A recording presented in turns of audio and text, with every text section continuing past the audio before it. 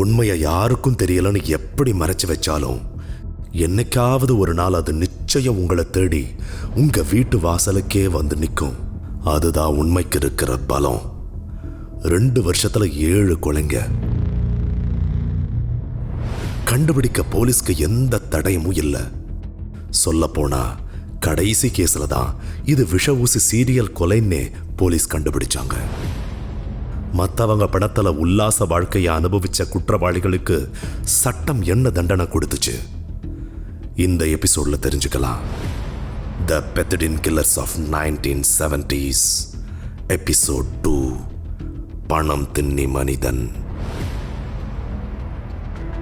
Section 302, a Tamil true crime podcast. The Pethadine Killers of 1970s. ஒவ்வொரு வெள்ளிக்கிழமையும் ஒரு புது எபிசோடு. ஒரு பிளசண்டான டேனா உங்களை பொறுத்த வரைக்கும் என்ன? சில பேருக்கு பிளசண்டான டேங்கிறது அலாரம் அடிக்கிறதுக்கு முன்னாடியே எழுந்து அலாரத்தை ஆஃப் பண்ணிட்டு ஆவி பறக்க ஃபில்டர் காஃபி ஒரு கையில், இன்னொரு கையில் நியூஸ் பேப்பர்னு ஜன்னல் ஓர சோஃபாவில் உட்கார்றதா இருக்கும். சில பேருக்கு அலாரம் அடித்த உடனே எழுந்துட்டா அதுவே ஒரு சாதனை. அன்னைக்கு நாள் பிளசண்டாக இருக்கும்னு ஃபீல் பண்ணுவாங்க. ஒவ்வொருத்தரோட பிளசன்ட் டேவும் ஒவ்வொரு மாதிரி ஆரம்பிக்கும். ஆனால் போலீஸை பொறுத்த வரைக்கும் அவங்க பிளசன்ட் டேவை முடிவு பண்ணுறது அந்த நாளோட தொடக்கம் இல்லை. ஏன்னா ஒவ்வொரு நாளும் அவங்க சந்திக்கிற மனிதர்கள் அவங்க முடிவு பண்ணுற ஆளுங்க இல்லை. ஒவ்வொரு கேஸ்க்காகவும் பலதரப்பட்டவங்களை சந்திக்கிறதால அந்த நாள் முடியும் போது தான் அது பிளசண்டான நாளா இல்லையான்னு அவங்களுக்கே தெரியும். அப்படி சிபிசிஐடி போலீஸ் டீமோட பல நாட்களை அன்பிளசன்ட் டேவா வச்சிருந்தது விஷ ஊசி வழக்கு. 2 வருஷ இடைவெளியில் 5 கொலைங்க, 4 பிஸ்னஸ்மேன், 1 ஃபாரின் ரிட்டர்ன் ஆளு. அதில் கடைசியாக கொல்லப்பட்டவர் தைக்கா தம்பின்னு சிபிசிஐடி ஒரு முடிவு பண்ணியிருந்தாங்க. இந்த வழக்கில் குற்றவாளியை நெருங்கவே முடியாம போலீஸ் திணறிக்கிட்டு இருந்ததை பற்றி போன வார எபிசோட்ல கேட்டிருப்பீங்க. இந்த கேஸோட மிஸ்ட்ரி எப்படி சால்வ் ஆச்சுன்னு இந்த எபிசோட்ல தெரிஞ்சுக்கோங்க. கீழக்கரையை சேர்ந்த தைக்கா தம்பி கொல்லப்பட்டு ஆந்திர வனப்பகுதியில் வீசப்பட்டிருந்தாரு. இவருக்கு முன்னாடி கொல்லப்பட்டவங்க ஷாகுல் அமீது, இலங்கையிலிருந்து வந்திருந்த பிசினஸ்மேன் சதக் இப்ராஹிம், சிங்கப்பூர்லேருந்து வந்திருந்த முகமது சாலிக், அப்புறம் காயல் பட்டணத்தை சேர்ந்த புகாரி தம்பி. கொலகார டீம் இவங்களை எப்படி அடையாளம் கண்டுபிடிக்கிறாங்க? ஒவ்வொரு பிசினஸ்மேனும் ஒவ்வொரு விதமா மெட்ராஸ்க்கு வந்தவங்க. தைக்கா தம்பி ட்ரெயின்ல வந்திருக்காரு. சதக்கும் முகமது சாலிக்கும் ஃப்ளைட்ல மெட்ராஸ்க்கு வந்திருக்காங்க. புகாரி தம்பியும் ஷாகுல் அமீதும் வேற வேற ஊர்ல இருந்து வந்தவங்க. அவங்க 2 பேரும் ஒன்னா பஸ்ல வந்திருக்க வாய்ப்பே இல்லை. அப்படின்னா இவங்க எல்லாருக்குமான கனெக்ஷன் பாயிண்ட் ஹோட்டல். அங்க வேலை பார்க்கறவங்க தான் அந்த கனெக்ஷன் பாயிண்டா இருக்கணும் அப்படின்னு ஐஜி அருள் சொல்றாரு. சார், இவங்க ஹோட்டலில் தங்கியிருந்தா அவங்க காணாமல் போனதுக்கு அப்புறம் அவங்க திங்ஸ் அப்படியே இருந்திருக்கோம். அப்போ ஹோட்டல்காரங்க போலீஸில் கம்ப்ளைண்ட் பண்ணியிருப்பாங்கல்ல அப்படின்னாரு இன்ஸ்பெக்டர்.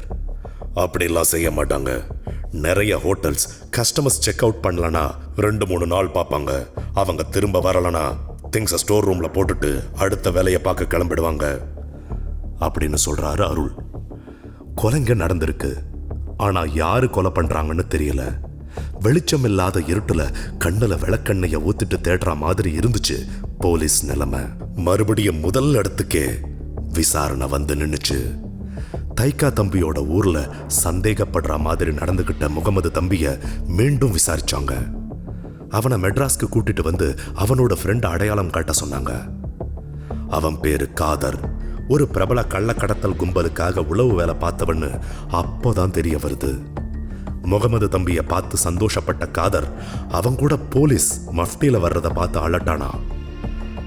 வா முகமது, என்ன இந்த பக்கம் அப்படின்னு கேஷுவலா பேசினா. சார், இவன் தான் காதர் அப்படின்னு போலீஸ்ட சொன்னா முகமது தம்பி. காதரை போலீஸ் ஜீப்ல ஏத்திட்டு போய் ஸ்டேஷன்ல விசாரணை பண்ணாங்க. தைக்கா தம்பியை உனக்கு தெரியுமா? அவர் கொல்லப்பட்டிருக்காரு. அவரை முகமது தம்பி உனக்கு காட்டி கொடுத்தப்பறம் என்ன நடந்துச்சு அப்படின்னு போலீஸ் சரமாரியா கேள்வி கேட்டாங்க. திருன்னு முழிச்சான் காதர். தைக்கா தம்பிய அக்டோபர் மாசம் ரயில்வே ஸ்டேஷன்ல பார்த்தேன். அவர் தங்க கடத்தல ஈடுபடுறவர்னு முகமது சொன்னா. இந்த தகவலை நான் என்னோட இன்னொரு ஃப்ரெண்டு அயூப் கானுக்கு சொன்னேன். அவன் என்ன பண்ணான்னு தெரியாது. ஆனால் தைக்கா தம்பி அடையாளம் காட்டுனதுக்காக 10,000 ரூபாய் பணம் கொடுத்தான் அயூப்பு அப்படின்னு சொன்னான் காதர். அயூப் கான் அவனும் இன்னொரு குரூப்புக்காக வேவு வேலை பார்க்குறவன். முகமது தம்பி, காதர், அயூப் கான்னு செல்வண்டுகளை மட்டும்தான் போலீஸ் நெருங்கிட்டு இருந்தது. மெயின் குற்றவாளி பற்றி எதுவும் தெரிஞ்சுக்க முடியல. அயூப் கானுக்கு மெயின் கும்பலை பற்றி தெரிஞ்சிருந்தாலும் அவன் வாயை திறக்கவே இல்லை. இன்வெஸ்டிகேஷனை அடுத்தது எப்படி கொண்டு போறதுன்னு தெரியாம போலீஸ் தடுமாறிட்டு இருந்தாங்க. அந்த சமயத்துல தான் 5 இல்லாட்டி 5.5 அடி உயரமான 42 வயசு இருக்கிற ஆள் ஒருத்தன் மெட்ராஸ் கோர்ட்ல சரணடைஞ்சான். அவன் பேரு வேணுகோபால். எதுக்காக வந்து சரணடைஞ்சான்னு அவனே வாக்குமூலம் தந்தான்.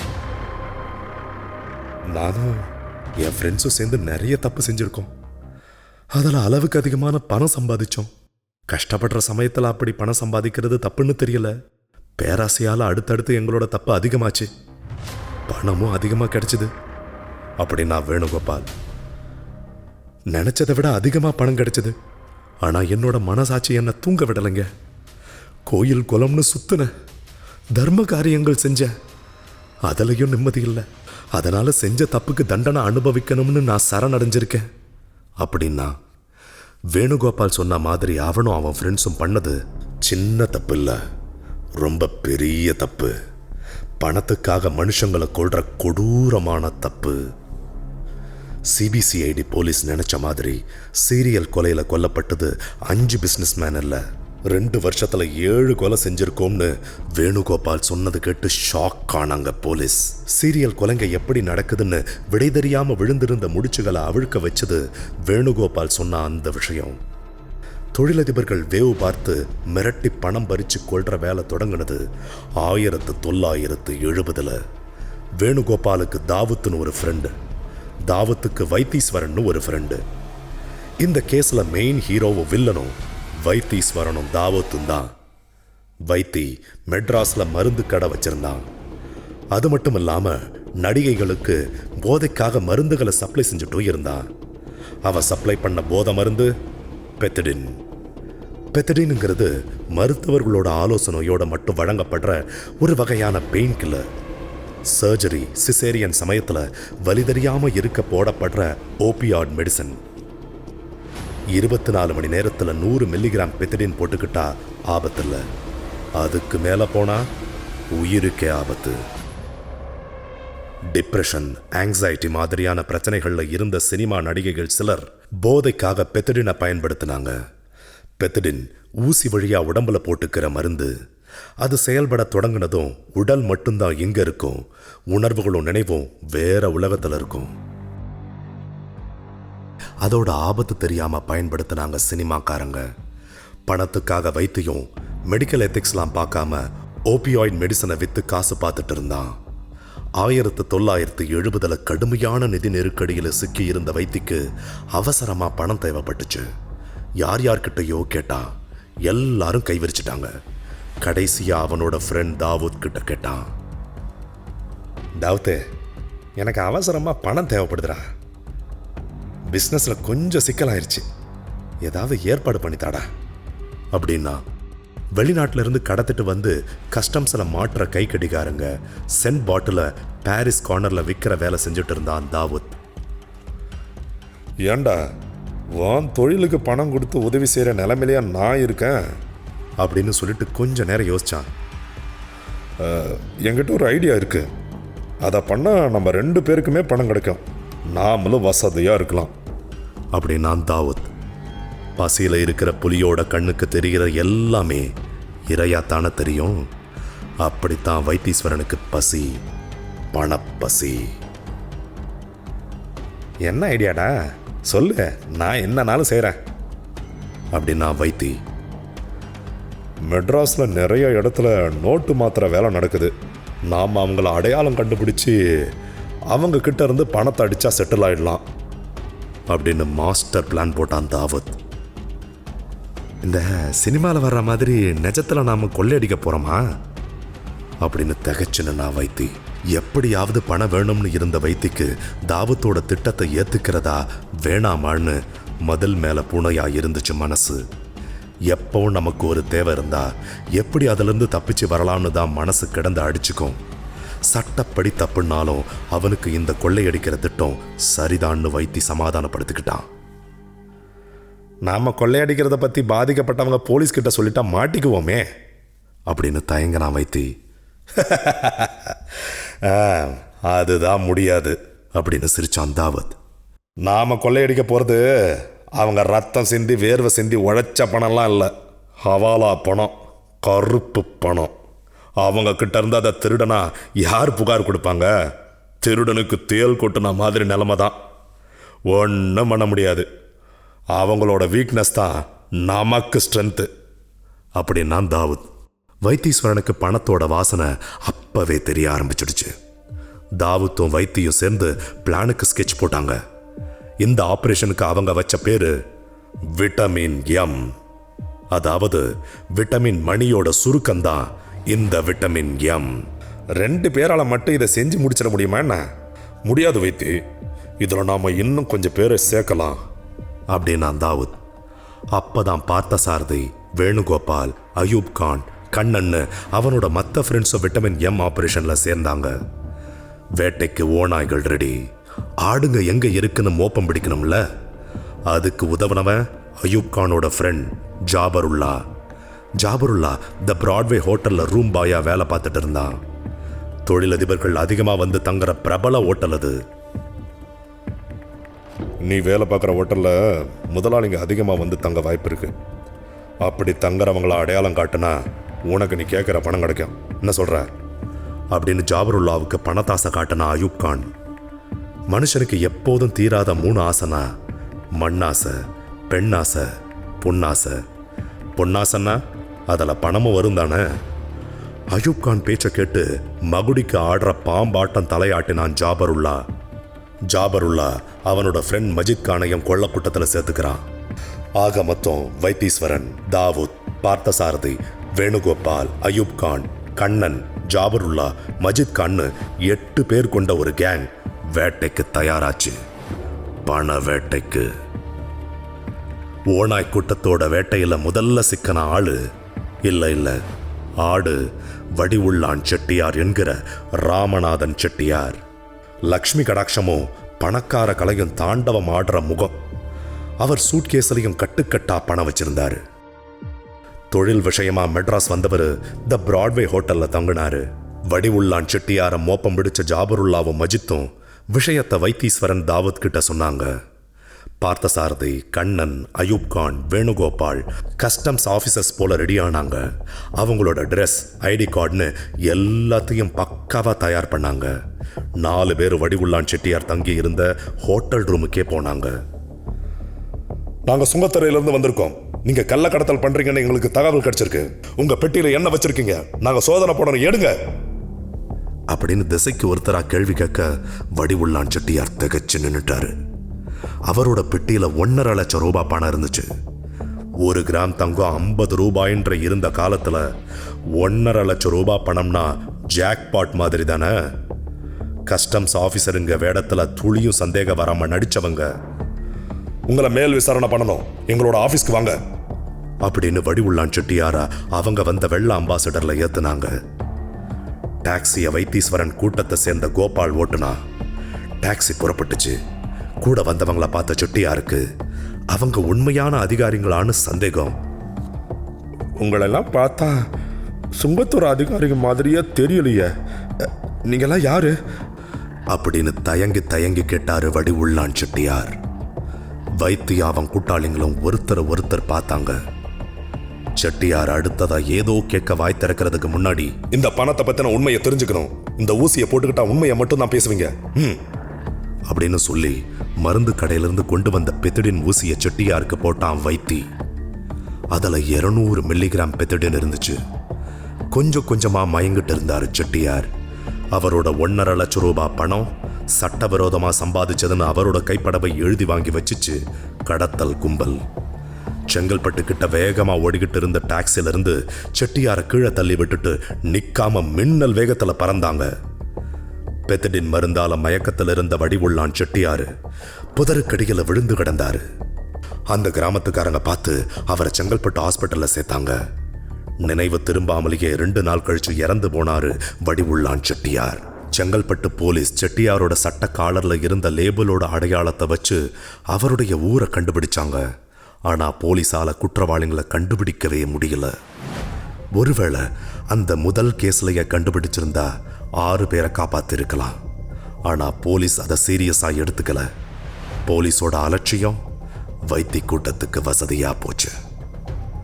வடிவுள்ளான் செட்டியார் கிட்ட கொள்ளையடிச்ச பணத்தை வைத்தீஸ்வரன், பார்த்தசாரதி, வேணுகோபால், அயூப் கான் ஆளுக்கு தலா 30,000 ரூபாய்னு பிரிச்சுக்கிட்டாங்க.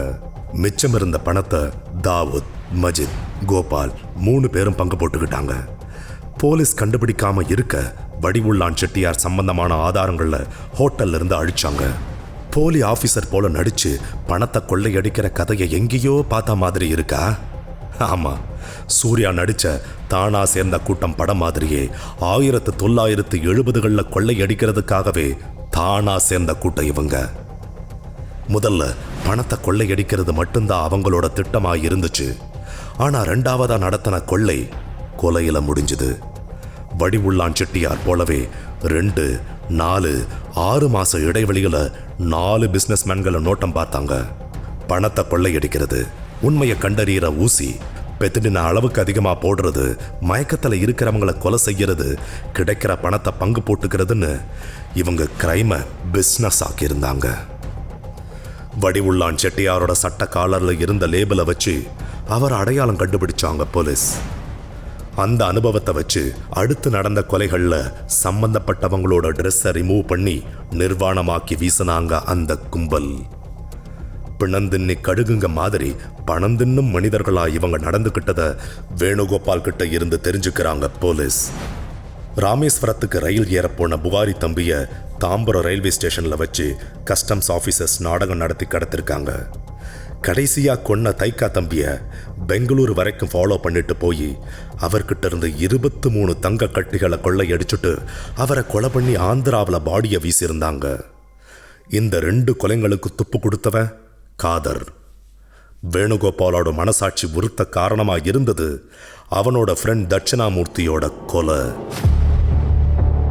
பணம் கொள்ளையடிச்சு பங்கு போட்டுக்கிட்டதுல தினம் பணக்காரனாகி இருந்தான் வேணுகோபால். உண்மையிலேயே கஸ்டம்ஸ்க்கு உளவு வேலை பார்த்துட்டு இருந்தாரு அவனோட ஃப்ரெண்ட் தட்சிணாமூர்த்தி. வேணுகோபால் கிட்ட பண நடமாட்டம் அதிகமா இருக்கிறத பத்தி அவர் போலீஸ்க்கு தகவல் கொடுக்கிறாரு. போலீஸ் வந்து வேணுகோபால் வீட்டுல சோதனை நடத்துது. அதுல ஒன்னும் கிடைக்கல. வடிவுள்ளான் செட்டியார் எழுதின கடிதம் அவங்க கிட்ட கிடைக்குது. அப்போ அதை போலீஸ் சீரியஸா எடுத்துக்கல. கடுப்பானா வேணுகோபால், எங்க வீட்டுல போலீஸ் சோதனை போடுறதுக்கு அந்த தட்சிணாமூர்த்தி தான் காரணம், அவன் எதையோ மோப்பம் பிடிச்சிட்டான் அப்படின்னு ஆபரேஷன் விட்டமின் M கேங் கிட்ட சொன்னா, அவனை விட்டு வச்சா நம்ம எல்லாரும் மாட்டிக்குவோம். அதனால அவன் கதையை முடிச்சிடலாம்னு திட்டம் போடுறாங்க வைத்தி டீம். தட்சிணாவை ஃப்ரெண்ட்ஸ் ட்ரிப்னு சொல்லி பெங்களூரு கூட்டிகிட்டு போனா வேணு. பின்னாடியே ஃபாலோ பண்ணிட்டு டாக்ஸியில் வந்தாங்க வைத்தி டீம். சித்தூர் தாண்டி ஒரு பாலத்துக்கு அடியில் தட்சிணாமூர்த்தியை இறக்கி விட்டாங்க. கையில் கிடைச்சதை எல்லாம் வச்சு தட்சிணாவை அடிச்சு பெட்ரோல் ஊற்றி எரிச்சு கொன்னுடுறாங்க. தட்சிணாவை பற்றி அவங்க சொந்தக்காரங்க கம்ப்ளைண்ட் கொடுத்தாங்க. ஆனால் கண்டுபிடிக்க முடியாத அளவுக்கு விஷயத்தை சாம்பலாக்கி இருந்தா வேணுகோபால். தப்பு பண்ணிட்டு மற்றவங்க கிட்ட இருந்து தப்பிக்கலாம், ஆனால் மனசாட்சி கிட்ட இருந்து தப்பிக்கவே முடியாதுல்ல. அந்த மனசாட்சி உறுத்தினதால தான் வேணுகோபால் அப்ரூவரா மாறினா. வேணுகோபால் கொடுத்த தகவலை வச்சு வைத்தீஸ்வரன், பார்த்தசாரதி, கண்ணன், காதர் 4 பேரையும் போலீஸ் அரெஸ்ட் பண்ணாங்க. சீரியல் கொலைங்களுக்கும் அவங்களுக்கும் சம்பந்தம் இல்லைன்னு 4 பேரும் சொன்னாங்க. வேணுகோபால் சொன்ன சாட்சியை மட்டுமே வச்சு இவங்களை குற்றவாளின்னு முடிவு பண்ண முடியாது. கோர்ட்டுக்கு ஆதாரம் வேணும். அந்த ஆதாரத்தை தேடுனாங்க CBCID. 2 வருஷமா கொலைகள் நடந்திருக்கு. கடைசியா நடந்த கொலை அக்டோபர்ல நடந்தது. இதுல எங்கிருந்து ஆதாரத்தை தேடுறதுன்னு குழம்பு இருந்துச்சு போலீஸ் டீம். வைத்தி வீட்டுல சோதனை செஞ்சப்போ கிடைச்ச வடிவுள்ளான் செட்டியார் கைப்பட எழுதின லெட்டர் முதல் ஆதாரமாச்சு. கழுத்தை நெரிச்சு கொலை செஞ்ச உடல்ல இருந்த ஃபிங்கர் பிரிண்ட் வைத்தியோட ஒத்து போச்சு. 4 பேர் வீடுகள்ல இருந்து கட்டுக்கட்டா 3 லட்சம் ரூபாய் பணம், 23 தங்க கட்டிகளை கைப்பற்றினாங்க. தாவூத் கிட்ட காஸ்ட்லியான ரோலெக்ஸ் வாட்ச் இருந்துச்சு. மற்றவங்க கிட்ட இருந்து ஒரு தங்க செயின், மோதிரம்னு இருந்த நகைகள் இலங்கை, சிங்கப்பூர், மலேசியாவிலிருந்து வந்தவங்களோடதா இருக்கலாம்னு சந்தேகப்பட்ட போலீஸ் அந்த நாடுகளுக்கே போய் இதெல்லாம் அவங்களோடதுன்னு ப்ரூவ் பண்ற ஆதாரங்களை கொண்டு வந்தாங்க. கனவுகள் நேர்மையா இருக்கும்போது அந்த கனவுகளை நினைவாக்கி கொடுக்க இந்த பிரபஞ்சமே சேர்ந்து வேலை செய்யும். ஆனா அந்த கனவுகள் தவறானதா இருக்கும்போது அது நம்மளை கொண்டு சேர்க்கிற இடமும் தவறாதா இருக்கும். அளவுக்கு அதிகமா அடுத்தவங்க பணத்துக்கு ஆசைப்பட்ட வைத்தீஸ்வரன், பார்த்தசாரதி, லக்ஷ்மணன், கண்ணனுக்கு சட்டம் தூக்கு தண்டனை விதிச்சது. 7 ஆண்டுகால கடுங்காவல் தண்டனைன்னு தீர்ப்பாச்சு. மஜித்துக்கு 5 ஆண்டுகால சிறை தண்டனை, கோபாலுக்கு 2 ஆண்டுகால சிறை தண்டனை கொடுக்கப்பட்டுச்சு. தூக்கு தண்டனை விதிக்கப்பட்ட முக்கிய குற்றவாளிங்க ஜனாதிபதிக்கு கருணை மனு போட்டாங்க. பதில் சொல்லாம குடியரசுத் தலைவர் தாமதப்படுத்தினாரு. அதையே காரணமா வச்சு உச்ச நீதிமன்றத்தில் மேல்முறையீடு செஞ்சு தூக்கு தண்டனையை ஆயுள் தண்டனையா குறைச்சிக்கிட்டாங்க. தூக்கு தண்டனையை முழுமையா ரத்து செய்யற வரைக்கும் நிறைய வழக்குகள்ல இந்த கேஸை மேற்கோள் காட்டி ஆயுள் தண்டனை கேட்டிருக்காங்க சட்டத்துறையை சேர்ந்தவங்க. விஷ ஊசி கேஸ்ல சிபிசிஐடியோட புலன் விசாரணை போலீஸ் ஸ்கூல் ஹிஸ்டரியில ஒரு ரெக்கார்ட் பிரேக்கரா பதிவாகி இருக்கு. தப்பு செஞ்சவன் முதல்ல தப்பிக்கிற மாதிரி இருந்தாலும் என்னைக்கா இருந்தாலும் சட்டத்துக்கு முன்னாடி குற்றவாளியா நின்னே தீருவான். அப்படிங்கிறது தான் இந்த கேஸ் நமக்கு உணர்த்துற உண்மை. மீண்டும் அடுத்த வாரம் வெள்ளிக்கிழமை வேறொரு உண்மை கதையை கேட்க எங்களோட இணைந்திடுங்க.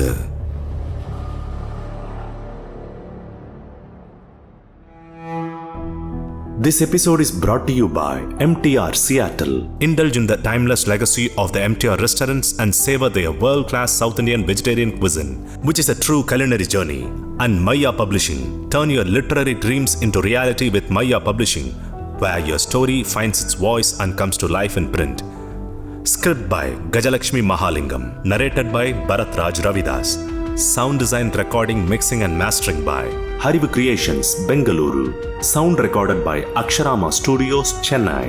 Produced by Human Podium. This podcast is based on true stories and real-life events. While we strive for accuracy and authenticity, certain aspects such as dialogues, pacing and narrative sequences may have been enhanced or reconstructed for dramatic and entertainment purposes. Our intention is to provide a compelling and engaging listening experience. While staying true to the essence of the stories being told, keep in mind that some details may have been altered or considered for storytelling reasons. Listeners are advised to use their discretion.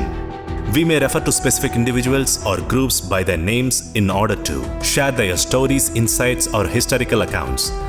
These references are intended to provide context and understanding and are based on publicly available information. We want to emphasize that these references are made solely for the purpose of providing accurate information and fostering deeper knowledge about our culture and society. We strive to approach these discussions with sensitivity and commitment to treat all individuals and their stories with respect and sensitivity.